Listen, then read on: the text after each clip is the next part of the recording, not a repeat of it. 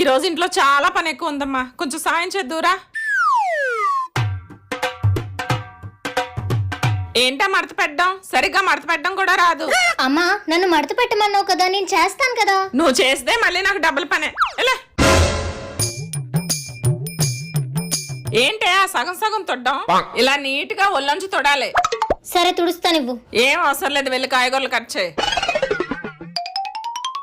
అంత వయ్యారంగా కట్ చేస్తే ఈ రోజుకు వంట ఉన్నట్టే. లే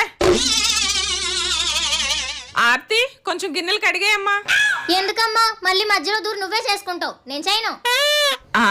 ఇంట్లో ఏ చిన్న సాయానికి పనికిరారు, అన్నీ నేనే చేసుకోవాలి. పేరుకే ఆడపిల్ల, ఏ పని చేయదు. ఏనాడా అచ్చున్నట్టున్నాను. అమ్మయ్యా వెళ్ళిపోతుంది. రేపు పొద్దున మొగుడింటికి వెళ్ళాక